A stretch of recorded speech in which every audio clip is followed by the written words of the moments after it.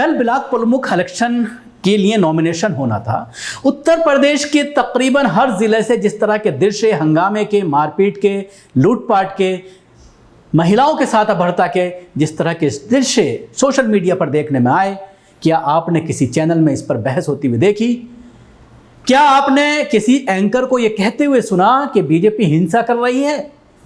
वो चैनल जो बंगाल के मामले में लगातार चिल्ला रहे थे कि टीएमसी हिंसा कर रही है, टीएमसी के गुंडे आतंक मचा रहे हैं, टीएमसी के गुंडे हिंसा कर रहे हैं, बीजेपी के लोगों को मारा जा रहा है, काटा जा रहा है, हत्या की जा रही है।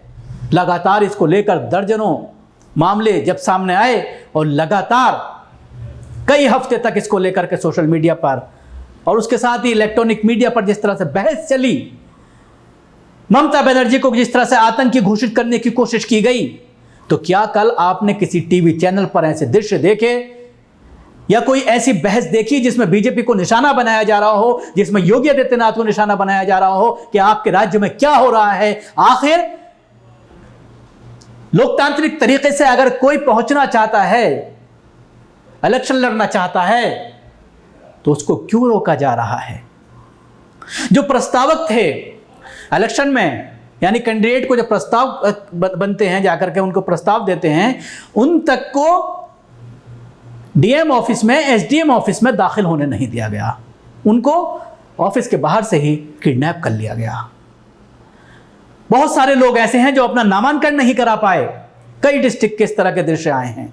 ब्लॉक प्रमुख का जो मामला था, लेकिन किसी भी चैनल ने इन दृश्यों को नहीं दिखाया। अपने टीवी स्क्रीन पर आप देखें किस तरह से अलग अलग दृश्यों में आप देख सकते हैं कि महिला की साड़ी तक उतारने की कोशिश की गई। पुलिस ने लगातार हंगामा कर जब हो रहा था, तो उसके बाद जिस तरह से लाठी भांजी गई मुखालिफ पार्टी के ऊपर, चाहे वो बहुजन समाज पार्टी की बात करें या समाजवादी पार्टी की बात करें, दोनों ही के कार्यकर्ताओं पर, कांग्रेस के कार्यकर्ताओं पर लाठियां भाजी गई, कई जगह पर गोली तक चली। तो जाहिर सी बात है इस पर मीडिया कुछ नहीं बोलेगा। अब किसी को नजर नहीं आएगा कि चुनाव को लेकर किस तरह से आतंक मचाया जा रहा है, किस तरह से हंगामा किया जा रहा है, किस तरह से कानून को अपने हाथ में लेकर के एक तरफा चुनाव कराने की कोशिश प्रशासन कर रहा है, जिसमें पूरी तरह से डीएम, एसडीएम, पुलिस सब लोग शामिल हैं, क्योंकि आदेश है ऊपर से कि अगर आपने ऐसा नहीं किया तो आपको हटा दिया जाएगा, आपका ट्रांसफ़र कर दिया जाएगा, आपकी पोस्टिंग ऐसी जगह पर कर दी जाएगी जहां पर आप मलाई नहीं काट सकते, जहां पर आप करप्शन नहीं कर सकते। जाहिर सी बात है अपने आप को बचाने के लिए पुलिसकर्मी, आईएएस ऑफिसर, आईपीएस ऑफिसर इस तरह की चीज़ों को बढ़ावा देते हैं, इस तरह की चीज़ें करने देते हैं ताकि सत्ताधारी पार्टी के कैंडिडेट सिर्फ नामांकन करा पाएँ और निर्विरोध उनको चुनाया जा सके, वो पहुँच जाएँ, इलेक्शन जीत जाएं। और उसमें कई जगह कामयाबी होती हुई नजर आई। खुद नोएडा में देखने में आया कि 2 लोग ऐसे हैं जो निर्विरोध चुन लिए गए, बीजेपी के समर्थित पार्टी के थे। उसके अलावा पूरे प्रदेश में इस तरह की चीज़ें देखने में आई कि लोग अपना नामांकन तक नहीं करा पाए, प्रस्तावक तक को अंदर नहीं जाने दिया, कैंडिडेट को अंदर नहीं जाने दिया।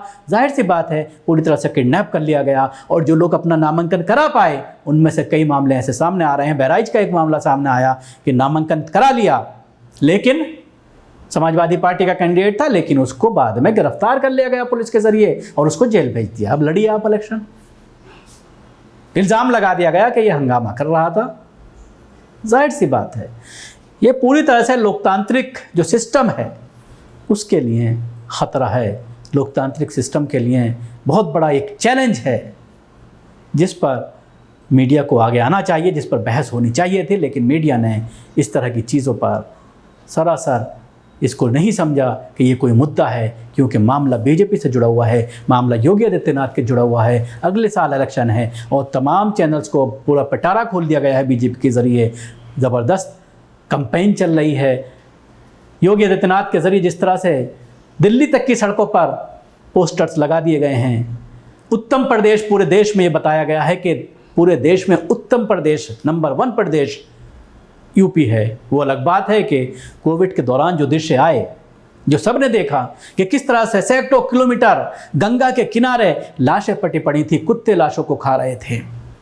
वो दृश्य आप भूल जाइए। लेकिन कैंपेन का ज़माना है, एडवर्टाइज का ज़माना है। जो जितना ज़्यादा झूठ फैलाएगा, जो जितना ज़्यादा प्रोपेगेंडा करेगा, उसको उतने ही ज़्यादा सत्ता में मलाई चाटने को मिल सकती है। वोटर तो बेवकूफ़ है, वो हिंदू मुस्लिम में बढ़ जाएगा। जाहिर सी बात है, ये सब चीज़ें ऐसी हैं जो ये सोचने पर मजबूर करती हैं कि क्या 1947 के में जो हमारे बुज़ुर्गों ने आज़ादी की जंग लड़ी थी, अपनी जानें गंवाई थी, लोकतांत्रिक सिस्टम को चुस्त दुरुस्त किया था, संविधान लागू हुआ था, एक संविधान बनाया गया था जिसमें तमाम लोगों को हुकूक दिए गए थे, तो उसको किस तरह से एक एक करके उस पर डाका डाला जा रहा है, उसको पामाल किया जा रहा है।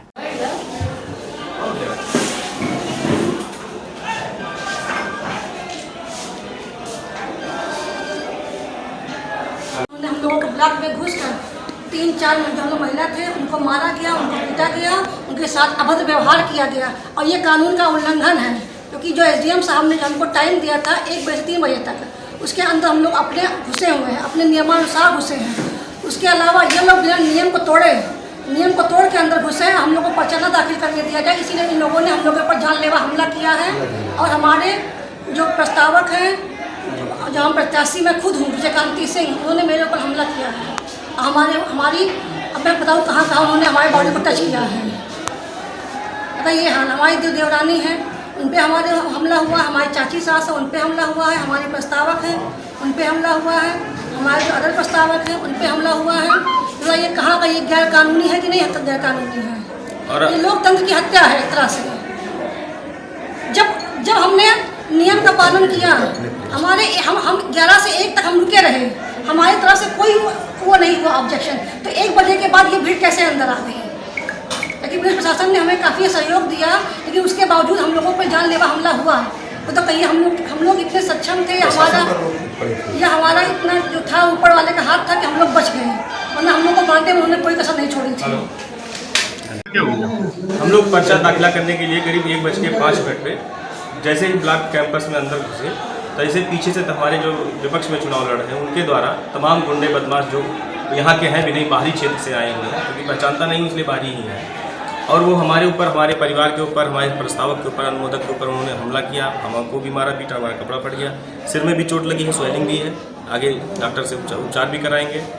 ये तो कहिए पुलिस प्रशासन का बड़ा सहयोग रहा कि हम लोग की जान बच गई, नहीं तो हम लोग के साथ अनहोनी हो सकती है।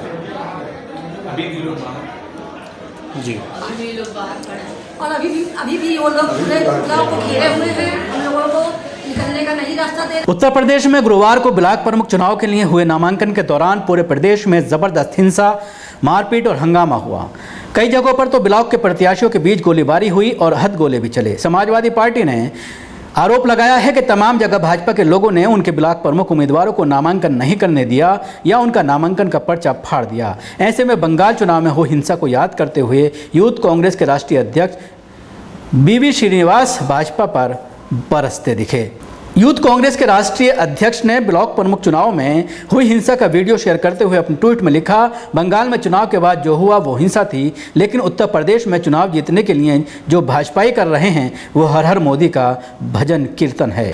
राज्य निर्वाचन आयोग ने सभी जिलों में कड़ी सुरक्षा का दावा किया था, लेकिन प्रत्याशियों और समर्थकों की गुंडई के आगे पुलिस की एक नहीं चली। सीतापुर में निर्दलीय प्रत्याशी का नामांकन रोकने को लेकर हुई गोलीबारी में 3 लोग घायल हो गए। सामने आए एक विचलित करने वाले वीडियो में एक महिला के साथ मारपीट की गई और उसकी साड़ी को 2 पुरुषों ने खींच लिया। जिस महिला पर हमला किया गया वह अखिलेश यादव की समाजवादी पार्टी की समर्थक थी और प्रखंड पंचायत चुनाव के लिए नामांकन पत्र दाखिल करने वाली एक उम्मीदवार के साथ थी। सपा के राष्ट्रीय अध्यक्ष अखिलेश यादव ने कहा, भाजपा ने कानून व्यवस्था को बंधक बना लिया है। नामांकन के दौरान बीजेपी नेताओं कार्यकर्ताओं की अराजकता, हिंसा लोकतंत्र का उपहास है। प्रशासन मूक दर्शक बना हुआ है। शुक्रिया, आपको हमारी कोशिश कैसी लगी ज़रूर बताएं। हमारे YouTube चैनल को सब्सक्राइब करना ना भूलें, इसके साथ ही बेल आइकन ज़रूर दबाएं। सभी अहम खबरों के लिए न्यूज़ MX को सब्सक्राइब करें, साथ ही बेल आइकन को जरूर दबाएं। लाइक, शेयर, कमेंट करना ना भूलें।